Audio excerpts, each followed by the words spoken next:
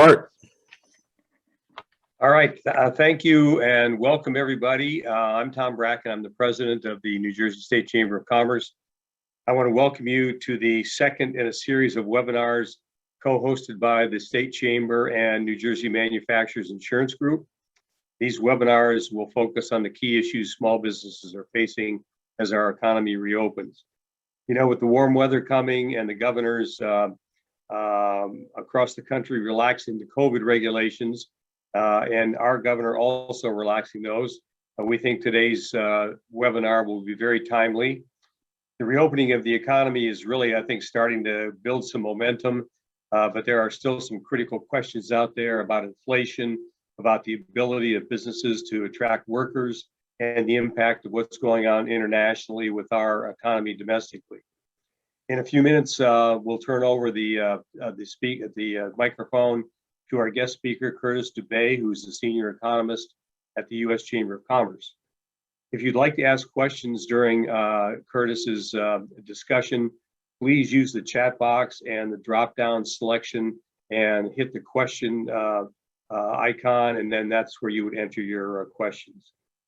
I want to thank our partner and sponsor for these series of webinars, New Jersey Manufacturers Insurance Group. New Jersey Manufacturers has been a great corporate partner of ours over the years and also a great corporate citizen in our state. And it is now my pleasure to introduce R.J. Petalino, Vice President, Commercial Lines for New Jersey Manufacturers Insurance Group. R.J., it's all yours. Thank you, Tom. Good morning, everyone. So my name is R.J. Petalino, Vice President of Commercial Lines at NJM Insurance Group. First, I want to state how proud NJM is to sponsor this second of 5 webinars focused on the needs of small businesses. I'd like to thank the New Jersey Chamber of Commerce for the opportunity to speak with you today. Also, I want to congratulate Chamber President and CEO Tom Bracken on being named to the U.S. Chamber of Commerce Committee of 100. The New Jersey Chamber has been the voice of businesses here in the Garden State for more than a century and a vocal advocate on their behalf in the corridors of the Capitol in Trenton. NJM was founded 108 years ago by business owners for business owners to help protect employers and their employees at the workplace. For more than 70 years, we've been the largest writer of workers' comp insurance in New Jersey. We also are a leader in commercial auto insurance. For the better part of a century, we only wrote these 2 lines of business. However, we knew to stay competitive, we had to expand our product lines to better serve our policyholders and potential new customers. Earlier this year, we introduced NJM's Pro Edge, a business owner policy that is now available throughout the state. A Pro Edge policy combines protection for property and liability risks for small businesses in one cost-effective insurance policy. Pro Edge policyholders are also able to apply for our new commercial excess and umbrella product. It provides that extra layer of coverage your business may need with higher limits and added protection against claims.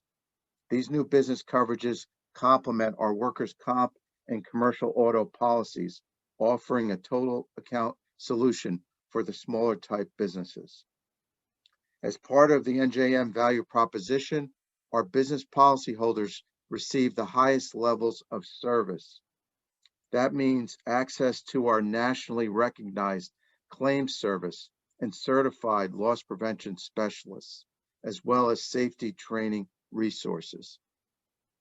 This focus on safety, long at NJM hallmark, is to help business owners identify and correct workplace hazards before accidents occur. And if an injury should happen, our claims and medical service professionals work to mitigate losses and contain claims costs. If you weren't already aware, NJM is now a leading regional insurer offering workers' comp in Pennsylvania, Connecticut, Delaware, New York, and Maryland. One of the reasons for our expansion was to accommodate existing policyholders in New Jersey who had expanded or were planning to expand their operations to neighboring states. We want to help them grow and in turn grow with them. If you're not already an NJM business customer, I encourage you to visit our agency directory, contact us, or get a free quote online at njm.com. We've made our online portal easier for prospective customers to get information and apply for a quote. Thank you, and I hope you enjoyed today's webinar. It is my pleasure to introduce today's guest speaker, Curtis Dubay. Curtis is the senior economist in the Economic Policy Division at the U.S. Chamber of Commerce. His job is to track the U.S. and global economies, analyze the impact of U.S. public policy on economic growth, and lead the Chamber Chief Economist Committee. That committee helps the Chamber to develop economic policies and provide analysis to policyholders and policymakers in Washington, D.C. Prior to joining the Chamber, Curtis held positions with the American Bankers Association and PricewaterhouseCoopers. He is quoted frequently in major newspapers, and you can see him on CNBC, Fox Business, Fox News, and C-SPAN. He also has testified before Congress several times. Curtis earned his master's degree in economics from the University of Connecticut and his bachelor's degree in economics and leadership studies from the University of Richmond. He resides in Washington, D.C. with his wife and 3 sons. Now, here is Curtis Dubay. Good morning. Thank you for having me. Thank you for that kind introduction. It's a pleasure to be here to talk with you about the economy today. I'm going to get to this in a second, but I just want to make sure it's working. Are you able to see my screen? You can see it? Yes. Great. Okay. So I have all sorts of charts and all sorts of data, and we have plenty of time today to talk about everything that's going on in the economy. I'll talk for 20, 25 minutes, and then we'll go to questions for the remainder of the hour. So from a very high level, the economy is in really good condition if you consider everything that we've been through in the past year plus now. So we had the great pause that we went into in the middle of March last year that lasted into May, caused the biggest recession that we've ever had. The economy contracted by over 30% in the second quarter of 2020. The biggest quarterly contraction on record before that, or in the post-World War II era, was 10% back in 1958, which is really interesting. Or maybe it was 17%. Anyway, it was a heck of a lot bigger, and that was because of the flu pandemic that year. So it's kind of interesting that it was a pandemic that was the biggest, caused the biggest quarterly contraction on record before all this. But we bounced back really strongly. We had record strong growth in the third quarter of last year, and we've been growing ever since then. We are predicting, and most forecasters are predicting, a very strong remainder of 2021. We're looking at potentially double-digit growth in this quarter, and then strong growth in the third and fourth quarter and into 2022. That's the really good news, and that is driven mostly because of a couple of things that you'll see. One is that income and savings is very high, so people have money to spend going forward. But most importantly, they have things to spend it on. We are now into a point where we are fully reopening the economy. We're going to be able to spend on all those services we've been prevented from spending on for the last 15 months. So bars, restaurants, travel, tourism, accommodation, conferences, events, theater, sporting events. If you've been following baseball, you can see people in the stands. You can see people in the arenas at the hockey playoffs and in the basketball playoffs as well. So people are starting to return to more normalcy and spending on those things that they weren't able to. I'm encouraged that we're going to have concerts this summer. People are going to be able to go to those. I was pretty excited. I'm a Red Sox fan. I grew up in Connecticut, and Fenway's full capacity starting, I think, the 20-something, in a couple weeks. Fenway's going to be full capacity. We're lagging here in DC. Still can't really go to Nats games. I think it's easier to go to Orioles games than it is to go to Nats games right now, but we're pretty close. Not that far away from being able to go to baseball games. So that's where the forecast, the strong forecast for the remainder of 2021 comes from, that those services and events and things that we haven't been able to do, we're going to be able to do them, and people have the money to spend on them. There are some potential downside risks though, and there's certainly worth bearing in mind. The biggest one that's cropped up in the last couple of weeks are issues with the workforce, and we're going to talk a lot about that today. I'm sure all of you can talk about issues with hiring at your respective businesses, and that's certainly showing up in the macro data, and it's certainly something that we've been concerned with. We're putting together a pretty big initiative on workforce that you'll hear about more in the coming days and weeks. Our CEO Suzanne Clark is going to be talking about our work on that this Sunday on HBO's Axios. I think it's Axios on HBO. It's like at 6 or 6:30. You can see she's going to talk about that, and we're going to have a big release on Monday morning with all the work we're doing to help get people back on the job. But it showed up in a big way in the April jobs report, which came out a couple weeks ago. We and everyone else was anticipating over 1 million jobs created for April, and it came in at just 266,000 jobs, and that was attributed mostly to the reluctance of workers to go back on the job. And that is coming from a lot of different areas, and I'll get more into this, but it's certainly coming from continued concerns about the pandemic. People are still worried about going back to work and contracting the virus. It's coming from people who are still stuck at home with their children, with schools closed. I know that that's probably not the norm anymore around the country, but there are plenty of pockets around where schools are not open. I'm here in Washington, D.C., and all 3 of my kids are home today. Only one of them goes roughly full time, and they don't even go on Wednesdays. For some reason, they don't go to school on Wednesday anymore. It's the most bizarre thing I've ever dealt with in my entire life. But my wife and I can't go to work physically. We've been fortunate that we can work from home, but that's not always the case. And if we weren't able to work from home, one of us would have had to leave the workforce because we've got kids here all day. And that's the case in a lot of areas around the country. And so that's keeping some people out of the workforce going forward. It's certainly an issue, but it's also, there was a report that came out today from this week, from the Peterson Institute that showed, and it was done by the chair of the Council of Economic Advisors under President Obama. So this is a left of center economist that said, yeah, this is an issue for parents being kept home, but it's not the major reason. There are other factors at play here, and what's becoming to be seen is that the major factor at play is that government benefits are pretty generous right now. So we have people who, a lot of checks went out, 3 rounds of checks, including 2 rounds early this year, including the $1,400 checks in March. So people have plenty of money, and you'll see this in the savings data that I'll get to. People have plenty of money to meet their expenses. And then if you are on unemployment benefits, the $300 per week, remember, keep that in mind, it's $300 per week extra from the federal government, is an inducement to stay home. If it's roughly about what you earn, it makes sense to continue to take the unemployment benefits rather than go back to work. In fact, we estimate that a quarter of all workers are earning more on unemployment than they would earn if they went back to work. So of course, they're going to choose to continue to take those benefits.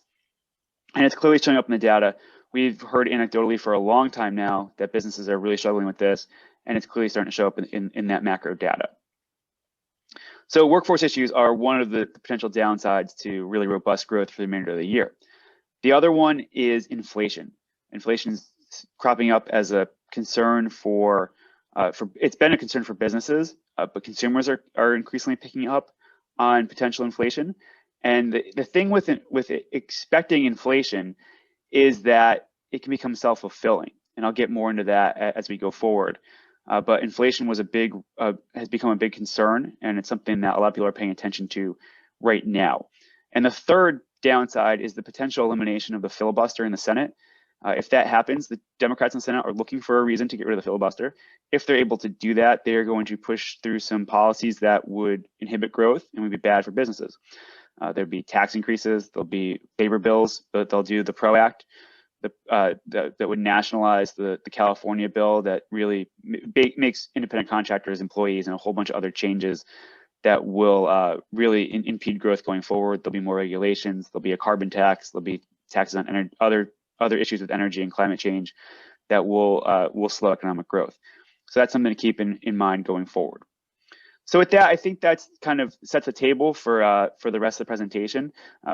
Even though I was talking about those downsides, the takeaway I want you to have from today is that the economy is in good shape, given what we've gone through. And if we are able to get through those workforce issues and inflation remains tame, we're in for a really strong remainder of the year. And the economy is on a good path going forward after that. So with that, I usually start with consumer sentiment, and this is a good one to start with right now because it hits on the inflation issue that we're talking about. So consumer sentiment had risen to a pandemic high in April, which made sense. The economy was doing well. We added 1 million jobs in March, and we had the checks that came out in March. Everyone was feeling pretty good in April. Virus levels were starting to fall. You would have thought that would have continued into May. We're seeing the virus in its death throes as vaccinations rise and case numbers really fall.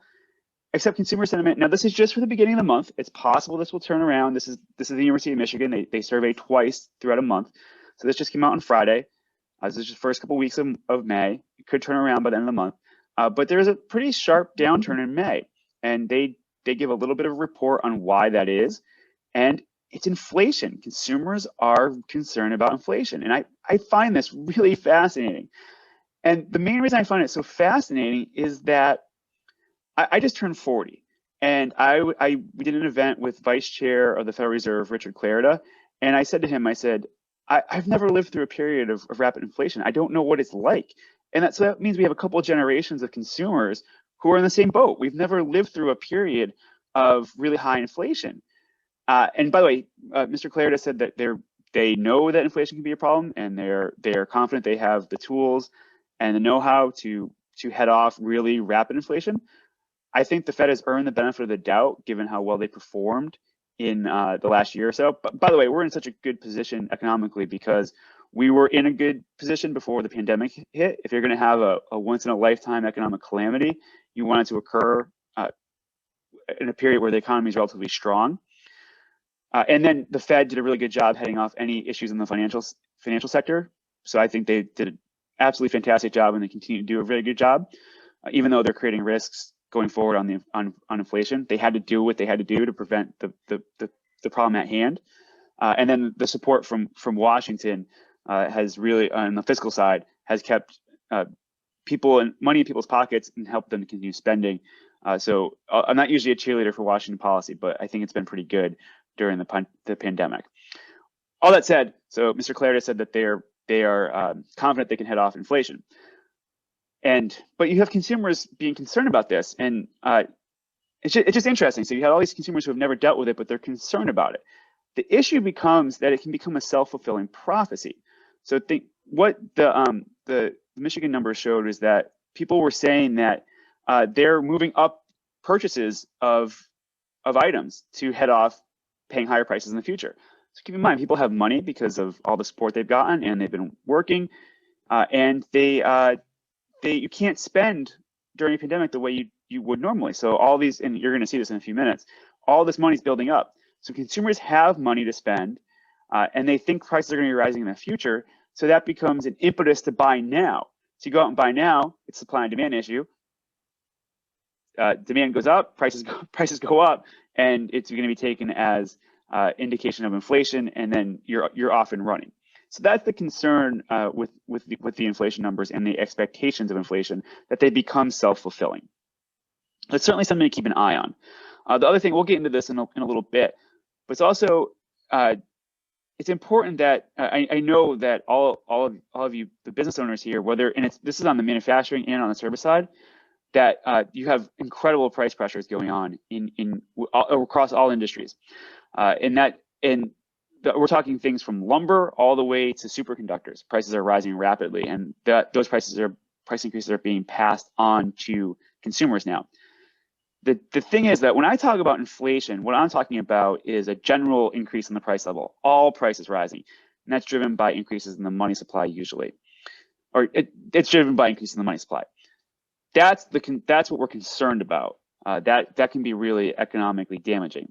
What we're seeing in the supply chain is supply and demand issues, and that's different than inflation. That means prices are rising, but there's an explanation outside of the monetary explanation. So when it comes to lumber, there's a squeeze on supply, and there's a big increase in demand because of the demand for housing. So you get really rapidly rising prices.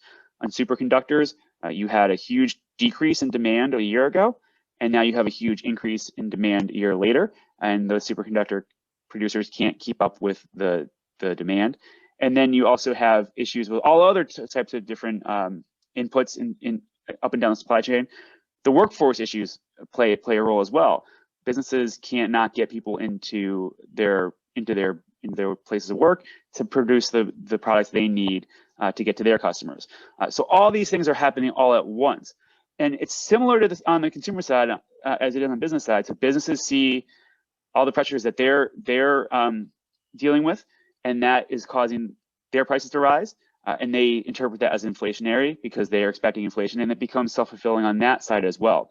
So inflation really is a potential problem, and as these issues continue to persist, it becomes self-fulfilling. So it's certainly something to keep an eye on, and certainly something I'm happy to talk about going forward. Some of those pressures should alleviate as we go forward. The supply chain issues should work themselves out. We said that a year ago, and it still hasn't fully worked itself out. The big issue on the supply chain is that the US is doing really well, but the rest of the world is lagging. And again, the US comes in for criticism all the time, and yet, if you're going to pick a place to be, it's going to be here. Our economy is doing well because we did well squelching the virus, and we're basically the envy of the world again, because it's all a relative game at this point. And maybe we didn't do things perfectly, but we did things relatively better than most other places, and we're reaping the rewards for that. The flip side of that is that the supply chain issues there's still disruption around the globe, and that's feeding into our supply chain and all the issues with rising prices.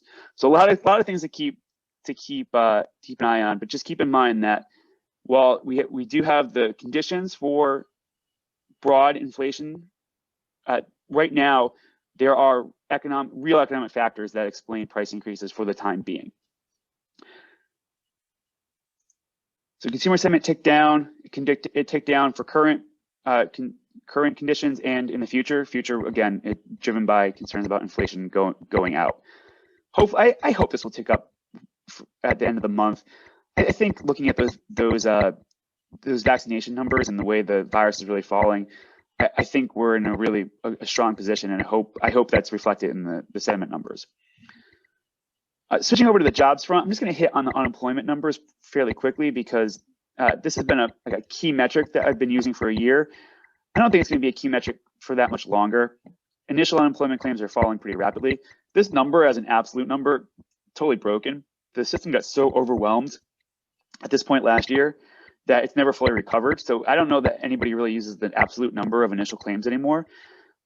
Where they look at the trend, and it's coming down, and we're getting fairly close to where we were prior to the pandemic. We were like 250,000, say, initial claims a week back then. Remember, the economy was in very good condition, and the labor force the labor market was very tight. So claims were pretty low, and we're on a trend to get back there fairly soon. So things are going well on initial unemployment claims. There was an uptick again with the extra $300 a week back in March when that bill passed. So it does definitely show up in the data, those really kind of generous benefits. The better thing to keep an eye on is the continuing claims. Continuing claims are those who have claimed benefits minus those who are no longer receiving benefits, and that's coming down pretty sharply week after week. So that's definitely a sign of an improving labor market. We are also adding jobs each month. That's a really good sign.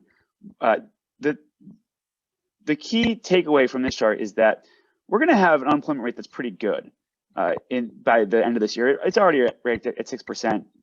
That's not awful given where we were. It's going to continue to fall. We'll probably be around 5 at the end of the year. But we're still going to be we're still right now 8 or 9 million jobs below where we were prior to the pandemic.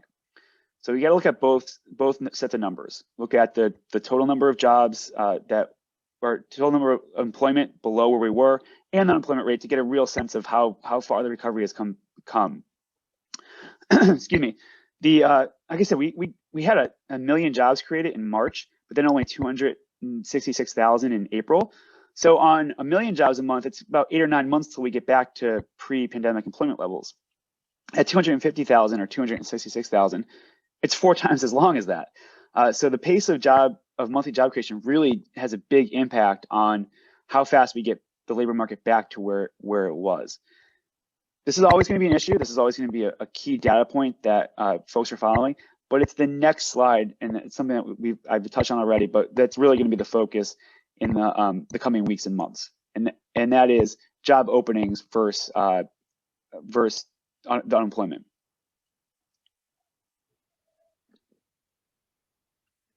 So right now, there's about 8.1 million job openings in the economy. I think that's an all-time high. If it's not, it's pretty darn close.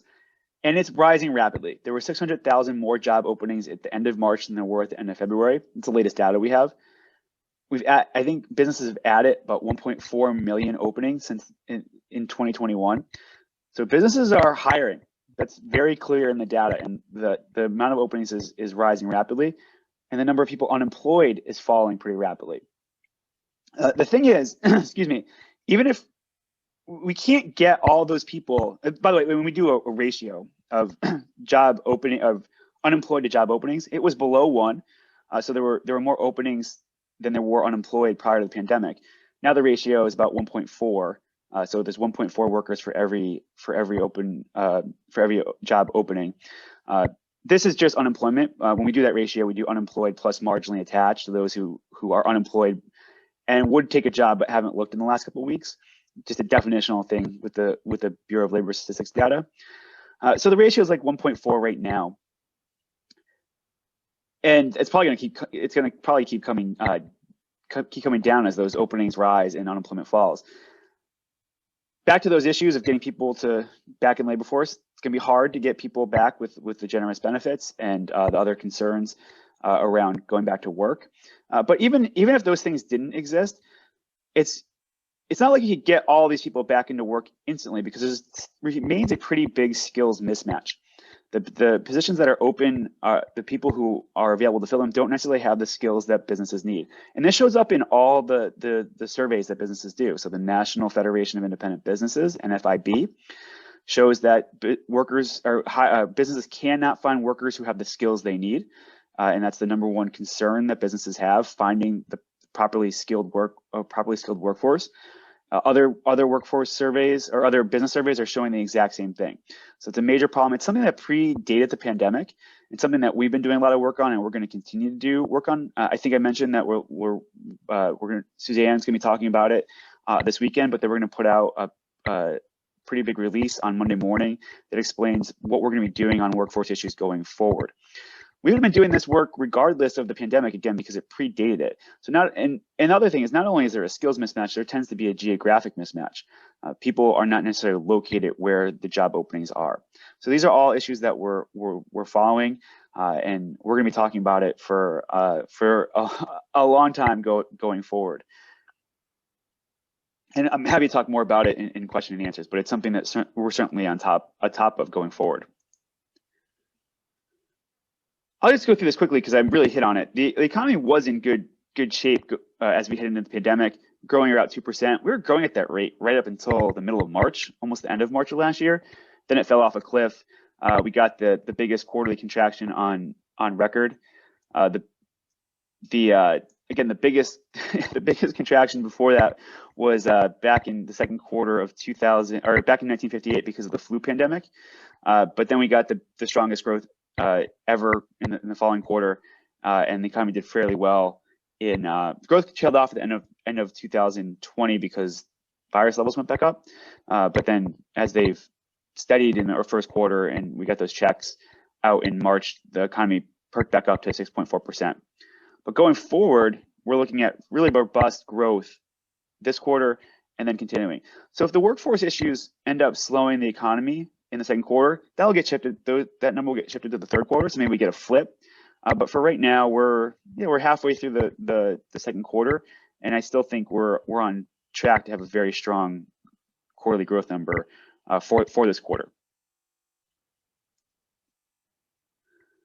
Really interesting aspect about the strong recovery is that the economy is roughly back to the size it was prior to the pandemic.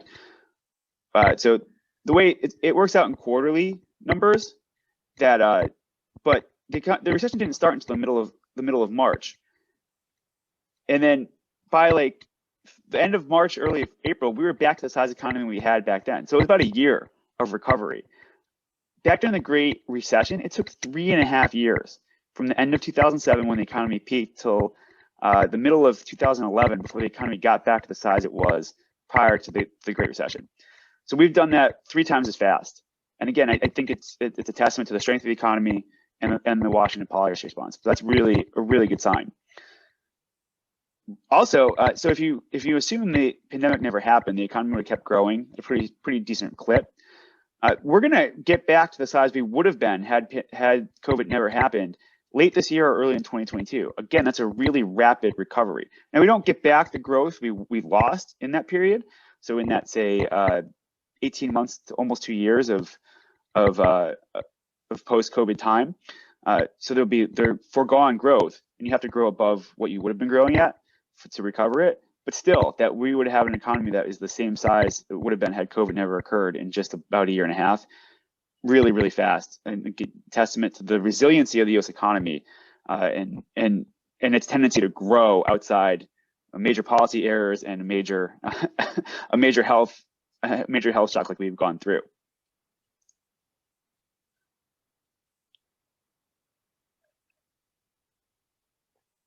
So this is the reason why, one of the reasons why both the economies remain in fairly good shape, and the next slide will show why those growth estimates are so robust going forward. Usually during a recession, income falls pretty sharply. So you have fewer people working, businesses are earning less, the economy's shrinking. Income has been higher than pre-pandemic levels when the economy was in good shape and the workforce and the labor market was strong. Income has been higher than pre-pandemic levels every month except March of last year. And in March of this year, which is the last data point we have, it was 27% higher than pre-pandemic. It's incredible stat. This is the government support. So this is the checks, this is unemployment benefits, this is other payments to medical providers, all wrapped into this.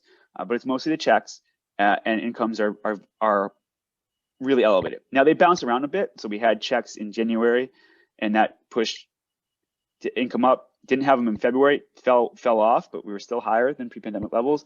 Then we had much bigger checks in March, so it shot up again. This will modulate. We'll get back. I don't think we'll see big swings going forward because I don't think we're going to get another round of checks. I can't imagine it. The public polling on spending is really starting to turn around. American people were okay with it when they were getting the money directly, but they're okay with it when it was a direct response to a major health crisis, and they're becoming less and less okay with major spending coming out of Washington. So I think we're probably done with the big rounds of checks. So I expect this data to modulate, but savings has taken off during the pandemic, and this is because incomes are higher. But it's also because you just cannot spend during a pandemic like you would in normal times. You can't spend at restaurants, bars, or this pandemic in particular, restaurants, bars, events, conferences, theater, athletic events, travel, tourism, accommodation. We haven't been able to spend on those things in 15 months. So money's been piling up in people's bank accounts. And this is really gets to the point of why growth forecasts for the remainder of the year are so robust. People have money to spend. And with all those service areas opening up, they're going to have places to spend it. Which also, though, means that we could see more pressure on inflation. Now, this one is probably closer to issues with general price inflation because this is all that money that was been piling up on the financial side. People are going to be spending all those dollars on a limited fixed number of goods and services, and this could be inflationary. But right now it's a good thing because it means that there's plenty of support for spending and consumption going forward. The numbers on this are truly staggering. Total savings since March of 2020 is $3.7 trillion. I'm not misspeaking. 3.7 trillion. That's roughly 2.3 trillion above what we would have been saving.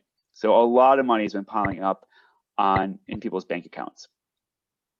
Happy to get further into this, but this is kind of the key thing as to why people are so bullish on the remainder of the year when it comes to economic growth. Looks like we got about 20 minutes left, so I do want to leave plenty of time for questions. Let me just hit on some of the major things here to make sure that I'm getting to everything. Again, consumption's been strong. This really bounces along with the checks, but I anticipate consumption to remain pretty strong going forward because, again, the savings that's accumulated and people are going back to work, people are able to spend more. I think consumption is going to be okay. There was a good amount of attention to retail sales last month because they were flat. And I saw it at first and was kind of like, oh, that's concerning. People seem concerned about that. Then I realized that we had all those checks in March and that we actually maintained the same number in April as we did in March is probably a good sign. If you can spend as much as you did in a month when you didn't get a $1,400 check as you did when you got that check, that means we're probably in fairly decent shape. Small business optimism is rising. It did dip pretty sharply at the beginning of end of 2020 and then early 2020 in business are having a hard time hiring. They're having a hard time getting people to come back to work, and they're having a hard time finding people who have the skills they need. Like I hit on, this is becoming a major issue. The numbers are really staggering. 44% of business owners reported job openings they couldn't fill. That's a record high for the third consecutive month. So, and 54% of small businesses say they had few or no qualified applicants. And that's 92% of all businesses that were hiring. Again, pretty big issues on the workforce. And they also, the inflation's showing up in these surveys. 36% said that they raised prices last month. That was the highest since 1981, which was, again, back in that period of really rapid inflation, the last period we had. Again, a lot of supply and demand issues. I'll say that's a real issue in the economy, not necessarily monetary induced, but like I said, that could become self-reinforcing. It's definitely something to keep an eye on. Sentiment in manufacturing and services is still pretty strong. I'm just gonna hit on these things to let you know I'm happy to talk about them or anything that I haven't been talking about. Housing market's in pretty good shape, bouncing around a little bit, but I think housing is going to be pretty robust going forward. Demand remains high and interest rates remain low. That means that there's gonna be upward pressure on prices. Prices rose 10% last year, which is pretty remarkable. Inventory of housing remains at all-time record lows. So issues with getting housing built, the lumber issues have added over $30,000 to the price of a home, according to the National Association of Home Builders. But then just getting the products necessary to build, and forget the price increases, you can't even get them to build the homes. And then existing home sales people are not putting their houses on the market for whatever reason, putting a lot of pressure on prices in the housing market. This is the Fed target. This is what they are targeting that line. They shot over it in April. I would discount this data for the next couple months because it's from a really low base last year, and so the data's skewed because of COVID from last year. But that dotted line, remember when I talked about, I'm not sure if I mentioned symmetric and average. The Fed wants the inflation rate to be above 2%, or it wants it to average 2% over a long horizon. We've been below 2% for a long time, so they're going to let it run above 2% for a considerable period as well to get back to that, they call it average and symmetric 2% level. So we might see big inflation numbers, and the Fed might be declaring that victory because that's what they want to see. Definitely something to keep an eye on. Again, they're confident they can handle it. I think they've earned our trust, but I think there's also always a risk that because we're in uncharted territory, things could get out of hand for them. Wages have been growing. Discount the tail, the fishtail at the end there. Again, skewed data from a year ago. Wages are growing really pretty sharply, and they've been above inflation for a long time. So real wages have been growing. There's definitely wage pressure that's showing up in the data and has been for a long time. And that goes to the issues with workforce and businesses trying to attract workers. And lastly, our debt problem, if you want to get into that, I can talk about that forever. COVID really accelerated it. That the difference in those two solid lines is because of all the spending that's happened since the end of since COVID hit, and we've accumulated a lot of debt, and we're going to continue to accumulate it going forward. It could become a problem at some point. I'm gonna stop there. We have 15 minutes left. I want to answer all your questions. Happy to answer anything about anything I hit on today, or anything I wasn't able to get to that you're interested in. Thank you. So COVID, Curtis, thank you very much for that very informative presentation. Let me start with a question, which is that even though the economic numbers in a snapshot of where we are, they look good, but there is a huge imbalance in those numbers. People going through some tremendous good times and people going through some historic distress. Will that lead to any permanent changes in our economy post-pandemic? Yeah, I'm glad you brought that up. I really should do a better job of saying that these are macro numbers, and that anytime you're talking about macro numbers, it doesn't necessarily translate to a specific person's situation at that time. So we could be having really bad economic times, and somebody individually could be doing very well. We can be having very good economic times, and somebody individually could be doing poorly. Certainly the case, and it does come up, and I should do a better job of pointing that out. And there are certainly people struggling right now. I don't know how much of a lasting effect it will have. So if you go back to the Great Recession, the economy lingered for a long time at very kind of low growth, and we never really grew past it. And I think what happens is that you have slowly things morph. So I think you have people who were getting close to the end of their career, maybe their late 50s or early 60s during the Great Recession. Maybe they lost their job, and maybe they just transitioned into retirement earlier than they would have. And that becomes kind of your permanent shift out of that because of the really slow recovery we had. This one's hard to predict. This is not something we've ever gone through before. So I don't know what the permanent changes will be. What I would say is that we do have the thing that is really accelerated. Again, it's back to those workforce issues. There's the biggest area of job openings is in accommodation. So things like food and beverages, tourism. 3 million people unemployed in that industry still. And I think job openings are like 2-point-something million.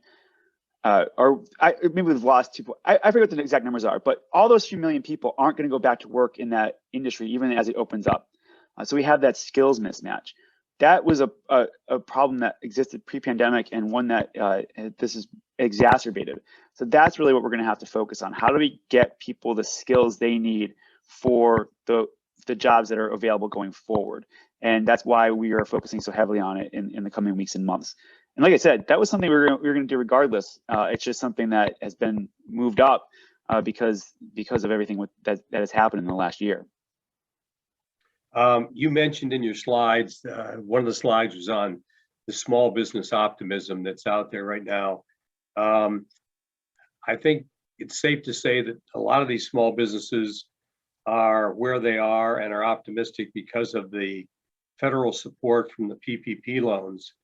Do you think that there should be another round of federal relief for the business community as we just start to begin the recovery stage?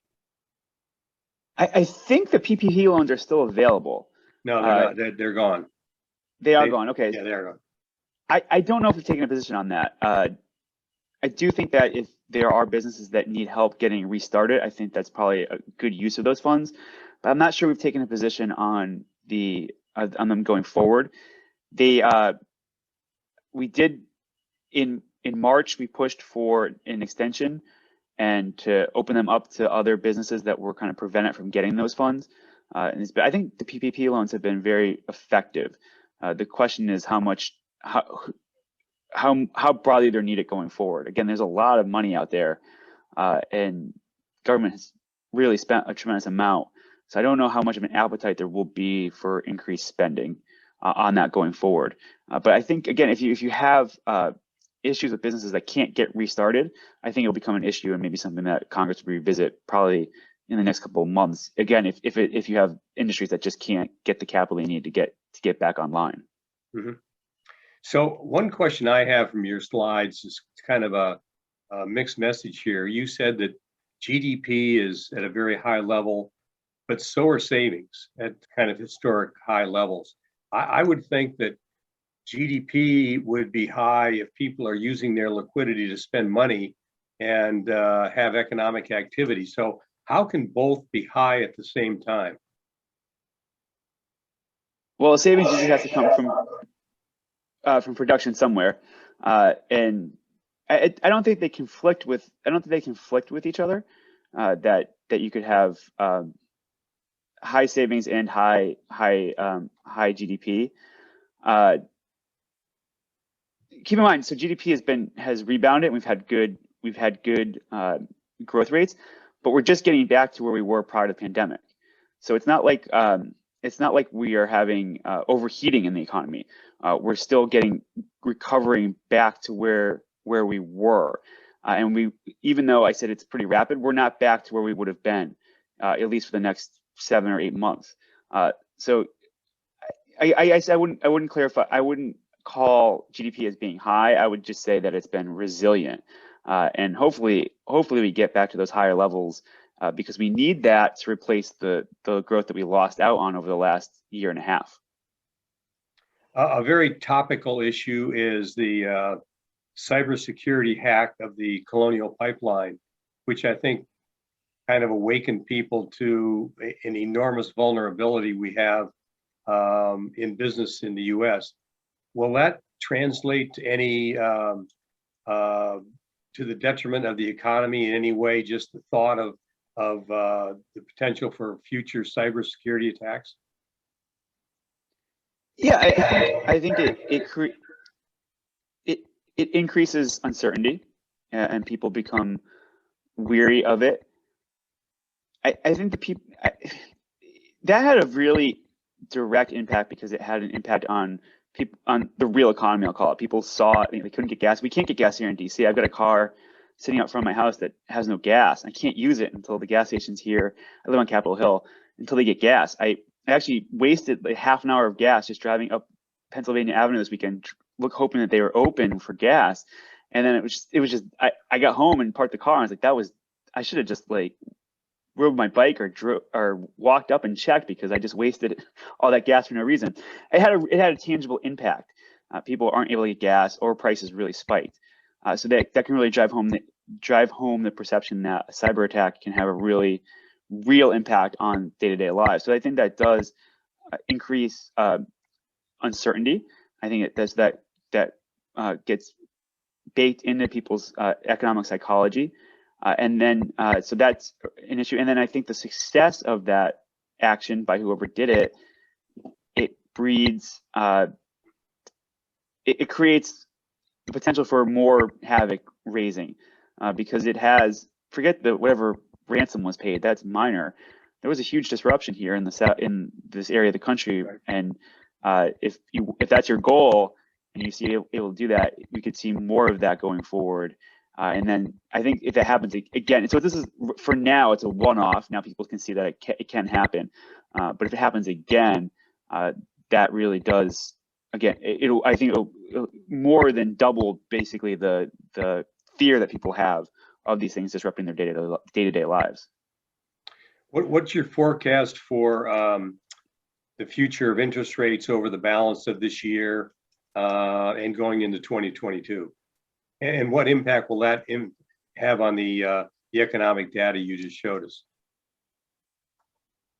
Yeah, that's a really good question. So interest rates are going to remain low historically, but I think they're going to rise above where they are now, and they're going to rise because the economy is going to continue to improve. So even though globally the global economy is not rebounding as fast as the U.S. economy, I think it's going to still get better. So I think you see interest rates rising, but the Fed puts a big damper on interest rates with their expansion of their balance sheet. They're still adding, I think, $40 billion of treasuries to the balance sheet every month. So that puts downward pressure on rates, especially on long-term rates. So I think that yeah, you get higher rates, but we're not going to. It wasn't that long ago that 4% rate on a treasury bill was low, and now we're just over 2. So historically they're going to remain low, and I think that's going to build into kind of the I'll use the word psychology again. People are going to treat this as the new normal, and that's going to be an issue going forward. So you have again, I'll use the generational thing, a whole generation of people who have never seen mortgage rates above 4% since the Great Recession, which is just incredible. So if you ever have a reversal of that and get back to something that used to be normal, 5, 6, 7% rates on mortgages, real shock among a huge portion of the population that has just become accustomed to very low interest rates. Curtis, how do you explain the record high level of our stock market in a time when we were going through a medical Armageddon? Stock market questions are always tricky. Try to stay away from them as much as I can. So keep in mind, not a financial advisor. Don't take my financial advice. I think what it comes down to is that there was definitely a split, right? Those businesses that whose demand for their product increased during the pandemic, they did very well and kept the market up. So Amazon, all the different places that we were ordering from over the last year, all those technology-based businesses did very well. Those service-based businesses that weren't open have suffered. But for the most part, because the economy was in good shape, it's been resilient. The response from Washington has been good, and the market's forward-looking, and we're looking at very strong growth going forward. And the U.S. economy is in pretty good shape. It makes sense that stocks would generally rise because the prognosis for profitability for businesses is good in the immediate term and for the future. So last question we have, and I'll sort of the $64,000 question that's been out there for a while is everybody keeps talking about herd immunity. And the fact that we need to get to herd immunity to open the economy, and herd immunity is the key to the future financial success of the country. And we talk about that in New Jersey. So if we do not hit herd immunity, what do you think that will do to our economy? I haven't wanted to think about that. Here's where I think we are, whether we get to herd immunity or not. I think we're going forward. I think the issue is that if you have not gotten a vaccine in the next month or so, then you've taken the risk on yourself. That anyone who wants a vaccine can now get one with an appointment, and there's plenty of places to get them. Means that whether we get to herd immunity or we don't, we're going to act like we are, because the momentum is there to move forward and put COVID in the past. And so I think so the bottom line is we're there, whether we technically get there from a medical perspective or not. We're basically there now because that's the way we're going to act going forward. There's just a huge demand to get back to some degree of normalcy. And I think you can see that. I don't know. I think New Jersey might be a little bit different, but so I'm from Connecticut, and then you see in New England, they took this very serious. They got hit hard. Connecticut's lifting all mandates. Massachusetts lifting all mandates. DC, which has been really restrictive, we're lifting mandates. California's lifting mandates. The last real big hurdle is getting kids back to school. And if you have a place like that are lifting mandates, I think for the most part we're just gonna go forward here in the next couple weeks. Whether we get to that, I think the 60% threshold on the vaccines is what we've been wanting to get to. Whether we get there or we come up short is probably it doesn't matter. We're going forward as if we have it. And the concern I probably should have talked about, the other downside risk is, of course, remains the virus. It's not that we don't get to herd immunity necessarily. or that we don't get enough vaccinations. It's that we do get one of those breakthrough variants that the Right. virus isn't, or that the vaccine isn't really good against. Then we get some resurgences, and we have to go back to more lockdowns. I hope that's not the case, and it hasn't. I don't see any evidence for that. But that remains a risk that we need to be somewhat aware of going forward. You are right. New Jersey has been a little slow to get to the reopening party, but I'm sure we'll catch up soon with that. Curtis, thank you very much for your time today. Very informative and walking us through an historic time in the history of our economic situation in the country. Congratulations to you on your work and to the U.S. Chamber, and continuing to do that on behalf of all the businesses in the country. And we've enjoyed a very good relationship with you all, and we look forward to continuing that. Also, a thank you to RJ Petalino and New Jersey Manufacturers Insurance Group for making today's webinar and the Small Business Series possible.